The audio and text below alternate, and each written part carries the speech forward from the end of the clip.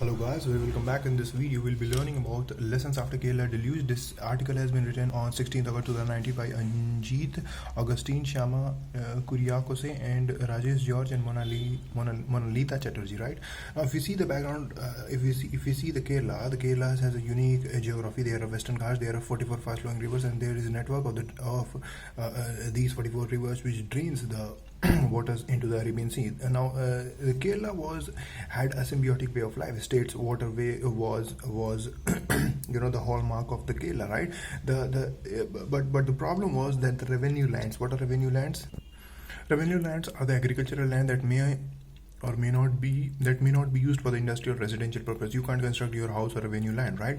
So what are non-agricultural land? These are developed on the barren land, and this is unfit for the cultivation, right? So agricultural land, if you want to convert it to the residential purpose, you need to get a CLU, that is change of land use. So agri to non-agri, you need CLU1, and there is CLU2 where you use from industrial to residential, right? Non-agricultural use 1 to non-agricultural use 2, right? So industrial to residential or commercial purposes, right?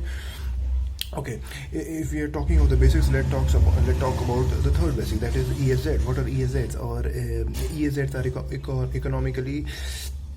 ecologically sensitive zones, or EFAs, ecologically fragile areas, or areas notified by the Ministry of Environment, Forest and the Climate Change, MOEFCC, Government of India, around the protected areas, national park and wildlife sanctuaries. The purpose was to make the ESZ as shock absorbers to protected areas. They act as a transition zone. ESZ can go 10 kilometers around the protected area, right?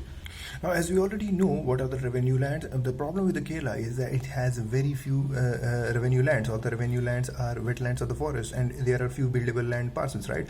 Now, due to a large scale urbanization, due to people going in Arabs and pumping huge money back into Kerala, people are getting richer, and people's standard of living is increasing. Hence they are purchasing more and more land, and there is lots of pressure on the wetlands. Now the EFA and ESZ1, lots of construction has been undertaken, and government also supported lots of construction, right? So whatever landslide, whatever floods we have seen, all were in EFA and ESZ areas, right? And similar, all these ESZ were demarcated by the Madhav Gadgil report, right? The committee. So this was background. This was urbanization of the Kerala. Now if you get to what are some of the reasons why this urbanization took place on this EFA and ESZ1?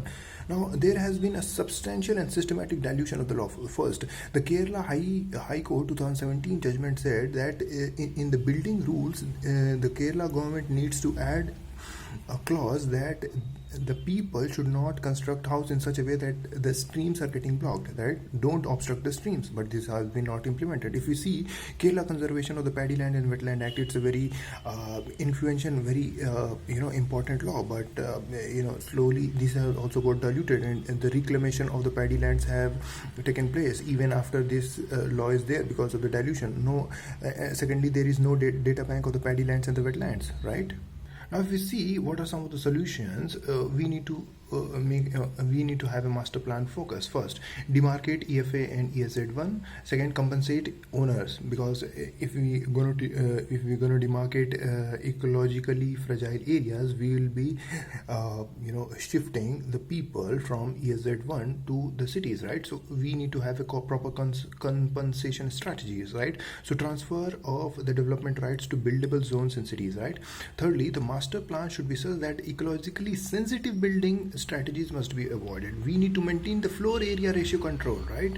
We need to have more floors rather than more aerial coverage, right? So that more and more people can be accommodated on the same piece of the land, right? And fourth, infrastructure project, right? Strict scientific and methodology should be used, and strict periodic scrutiny should be undertaken, right?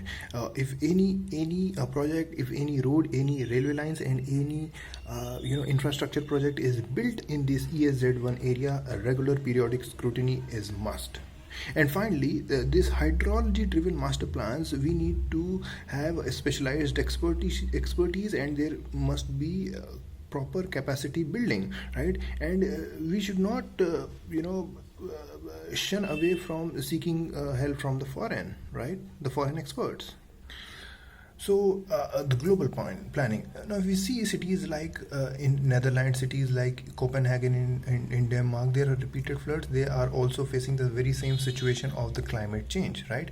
The sea level inundates the cities, right? So what technology are they using? They have, for example, Copenhagen has the active cloudburst responsive planning. So we need to adapt the climate change needs, right? So post 2018 Kerala, one of the reason why the Kerala deluge has been on and on consequently successively every year is because the rivers from 2017 2018 is certified as their carrying capacity is less, and hence there is decreasing, it decreases its ability to drain the water, right? So that's all. Thank you.